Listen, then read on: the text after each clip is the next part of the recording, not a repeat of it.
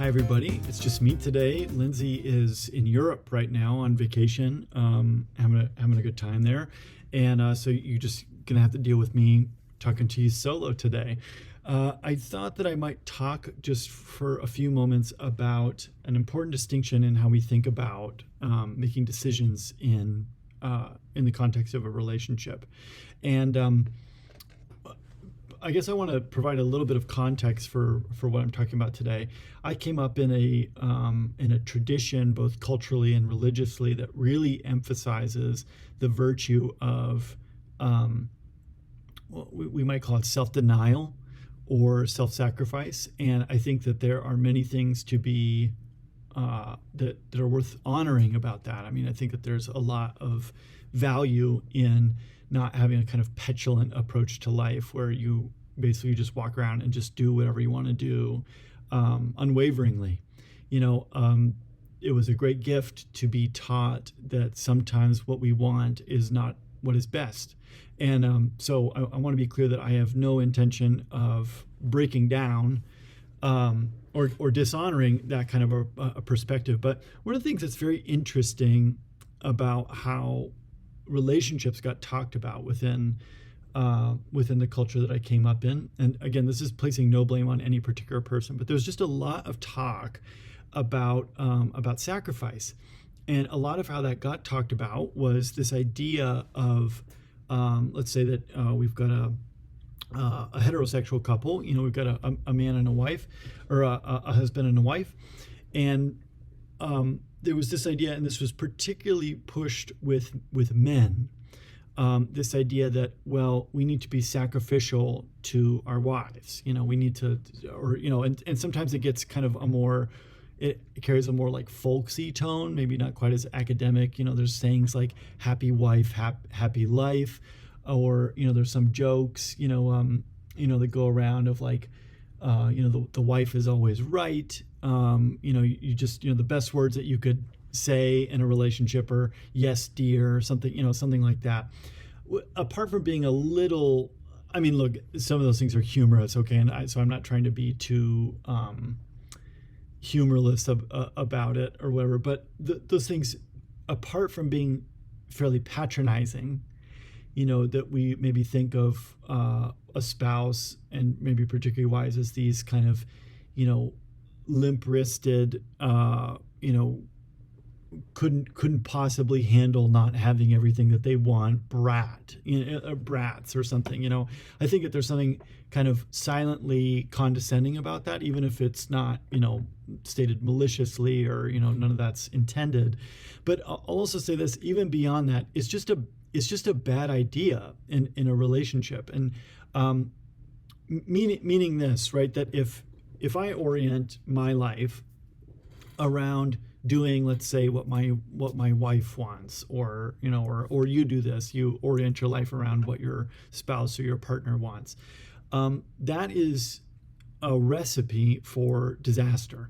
Because what ends up happening, right, is that if you neglect yourself within the context of relationship and you say, well, I want this, but they don't, so I'll do this. And, well, I want this, but they don't, and so I'll do this. And, well, this is what I really need, but they don't like it, so I just won't do it. And you engage in this pattern of repetitive self-neglect. What ends up happening is that you are a human being. It's not that we say in my church now, we don't say that we have bodies, we are bodies. You are embodied, and at some point that it's going to break down. You neglect yourself, and you're going to break down. And I think we even mentioned this in another video, that you end up becoming generally burnout and very resentful. And this is a lot of the couples who show up in my office, and so, by the way, sometimes it's kind of both partners that are doing this, where you self-sacrifice, or at least that's the language that we use about it. And then we also put on a little virtue badge to say, and therefore I'm doing all the good things, and I can feel proud of myself for being so self-sacrificial. And to some degree, again, I think that there is some value in that. But it creates a dynamic where it's like, okay, well, I'll sacrifice for you, and so you get what you want. So, okay, I'll scratch your back a little bit. But then, you know what? You owe me. and you owe me gratitude, and you owe me thanks, or you owe me admiration for being such a spectacular moral specimen, or whatever else it may be. And it just creates this really yucky dynamic. Not to mention that sometimes what a partner wants is unreasonable, and maybe not good, like genuinely not good. Not just for you as an individual, but even for them as an individual, or for a family, or for a community, or so on and so forth. So anyway, so the question then is like, well, so then what are we supposed to do, right? Is it just like, is there this like proportion of times that you should sacrifice, but then it's my turn, and so now I turn the attention back on myself for a while, and then and then back to you, and then we trade off?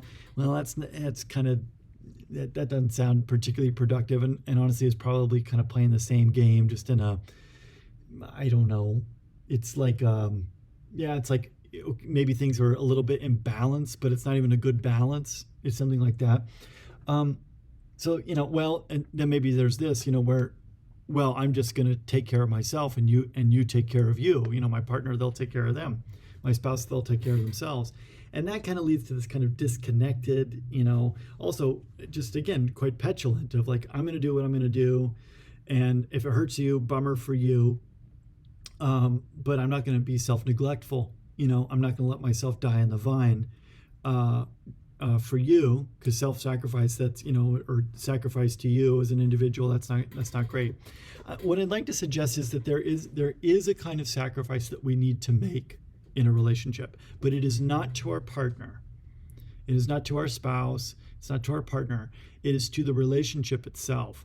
Sometimes in couples therapy, like if you go to grad school for counseling, or clinical psychology or something, and you're doing a section on couples counseling, one of the things that this is an observation that gets talked about a lot, is that when you're working with a couple, a lot of times what you're doing is that you're not dialoguing with two individuals. There's actually a third entity that's in the room, and that is the relationship itself. And so sometimes we talk about, okay, I don't have husband, or I don't have husbands as clients, I don't have wives as clients. The relationship is my client when I'm seeing a couple.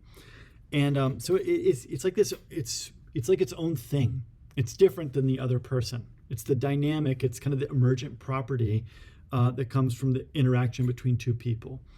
And that, sacrificing to that, is well worth it. But I want to be clear about what that looks like, right? Let's say that I'll give you an example. So I have a very serious travel bug. I love to travel. And when I travel, I like to travel spontaneously. I like to do it. I don't like for there to be a lot of plans. I just like to go and wake up in the morning and kind of say, well, what would I like to do today? And I like to stay up very late. I like live music. I like live comedy, whatever. Now, here's the trouble with that.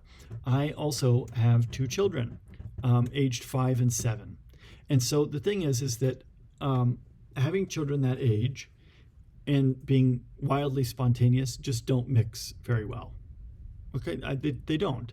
And so a lot of what the family dynamic, and so I'm talking about the family dynamic as a kind of relationship, it demands a sacrifice of me. And that is that I be a bit more regimented.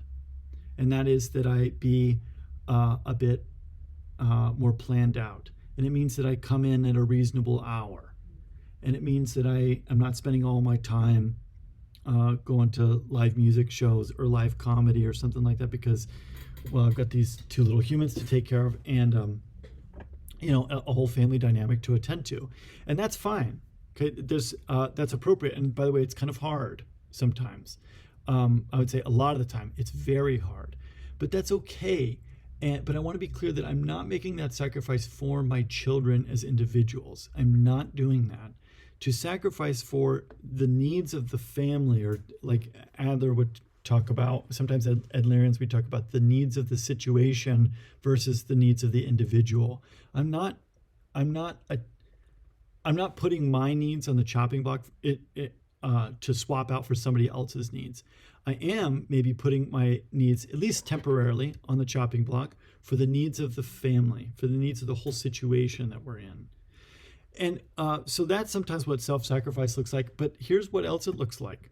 It also looks like every once in a while saying, I got to go on vacation. And I've got to go on vacation without the children. Because the family, one of the things that the family needs is a father and a husband who is not wilting. That's one of the things that the family needs. And so on occasion, I've got to get a breath of fresh air. So, and I have done this a few times. I've taken these trips to Manhattan. I go by myself. And by the way, it's not always such a happy decision that I'm going by myself. Not everybody is very pleased about the fact that I'm going by myself, but I do. And when I return, I am invigorated and I am very much myself. I've gotten a breath of fresh air. And so now I present myself to the family, not as a wilting husband or father, but I present myself as a, as a more flourishing human being. And so I want you to see there that it's not so much that what is important in that is that I get what I want or what I need.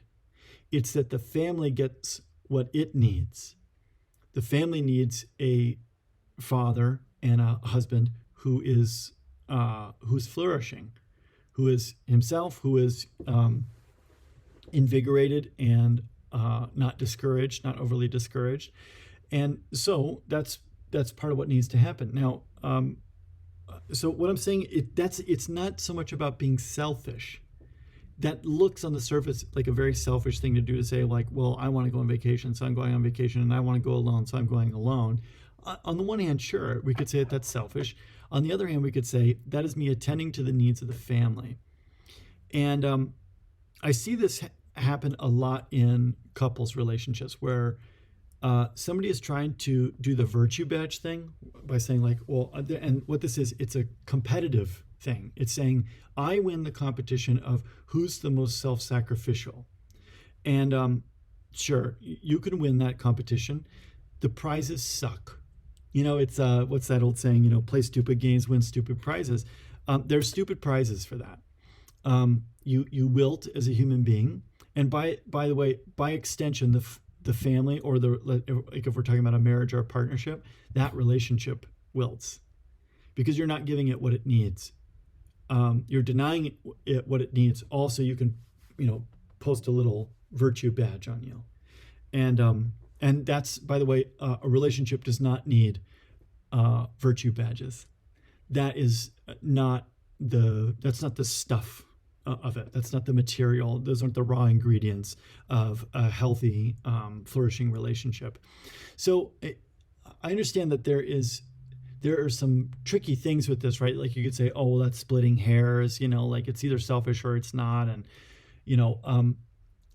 I'm aware that it's complex, but let's say that it's something that we can do imperfectly, where we can look at a decision and say, gosh, I really want this.